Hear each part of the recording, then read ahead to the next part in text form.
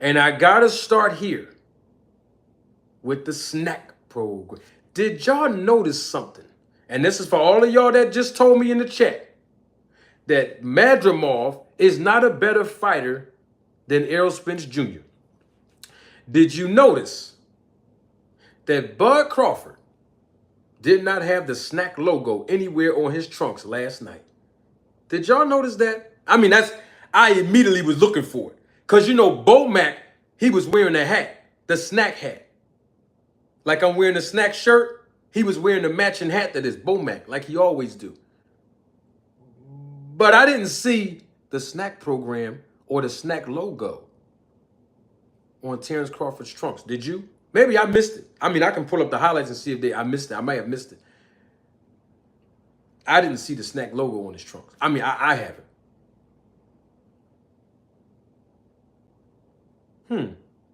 Interesting. And Bud couldn't use them gloves. I don't know what type of gloves they were that he wanted to use. The first ones that busted open. I have a feeling they were the horsehair kind.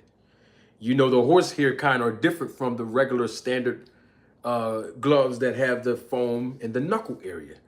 You know, the horsehair gloves, like them Everlast gloves that Terence Crawford like to wear, the MX version. Then you got the Reyes gloves. They have horsehair. Y'all know Reyes, R-E-Y-E-S. You know the gloves that Pacquiao like wearing?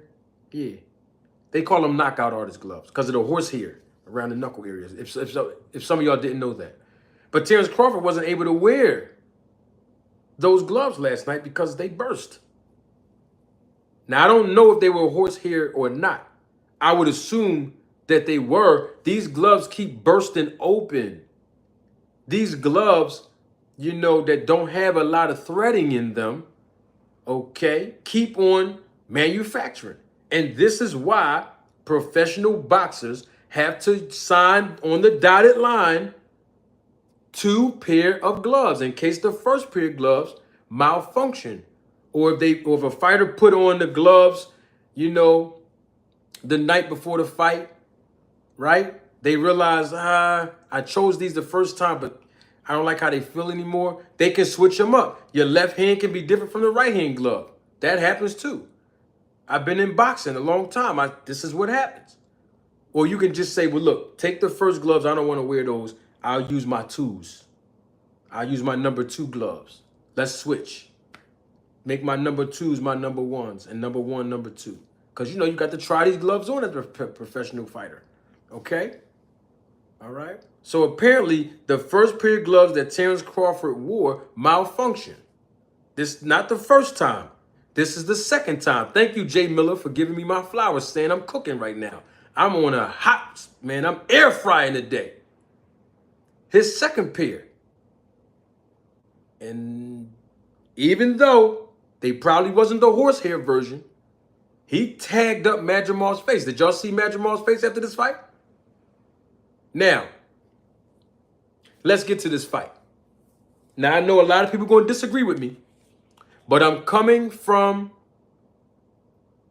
an experience of being a certified trained judge from the amateur boxing program, USA Boxing, and every professional judge and every professional fighter that you see in the ring, every professional timekeeper you see, guess what? Every professional referee you see and judge, they all had to come and get certified and trained to USA Boxing.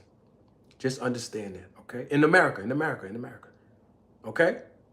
Every professional fighter you see had to go through the USA Boxing program. That's a prerequisite, okay? Now, from a judge's perspective, this fight was not close at all. Yeah, I said it. I know you mad. You be all right. This fight was not close at all. From my expertise and experience and understanding the judging criteria that's used, and there's only 4 of them, this fight was not close. You look at the judging criteria, and you have to ask yourself, because as judges, we don't judge fights. We judge and score rounds. We score by round.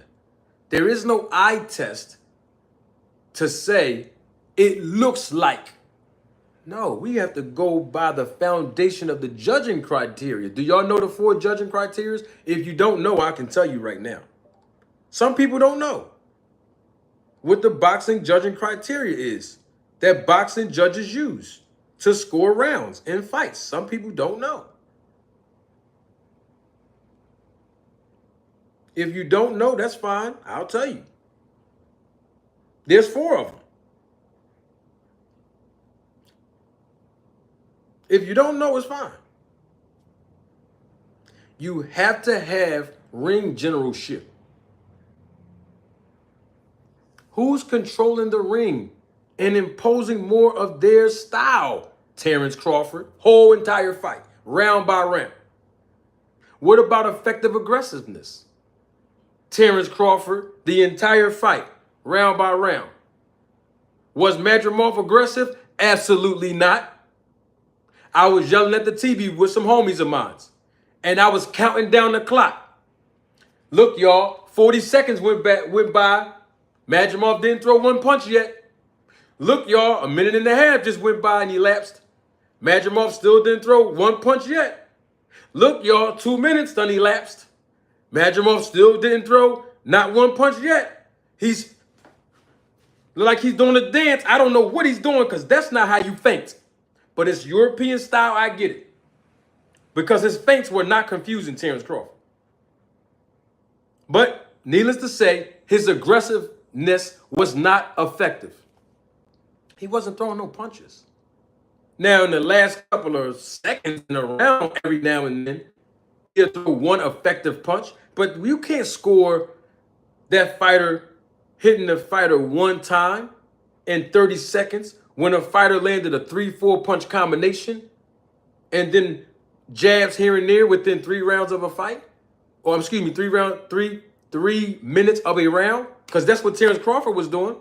I'm just saying. What about defense? Madrimov showed more defense than Terence Crawford last night? Absolutely not. What about clean punching? Did Madrimov hit Terence Crawford with some clean punches when he did land? Yes. But didn't Terence Crawford land more clean punches on Madrimov since he was throwing combination? Yes. So based on the judging criteria alone, Terence Crawford won this fight by a landslide. Now, I'm going to tell y'all the reason why most people think that this fight was close. Most people. Is because we have been following an outdated adage, which should have never been in boxing in the first place. And that old adage is you're only as good as your last fight. I'm going to change that adage. I told you this weeks ago. We don't use that term. That makes absolutely no sense. You're only as good as your last fight. No, you're not. You're only as good as your team around you in this business. You're only as good as your team around you in this sport. Forget what your last fight was. Because styles make fights and you get into the ring doing what again? Making adjustments according to your opponent's strengths and weaknesses. What is the most appealing victory in a fight? Through a knockout. So what's higher than a knockout? Nothing. So if Terence Crawford scored a TKO or a knockout in his last fight, what that guy do in this fight? Nothing. If he don't come in and make the adjustment and have a proper game plan to be executed in an attempt to derail the strengths of his opponent, what difference does his last fight make?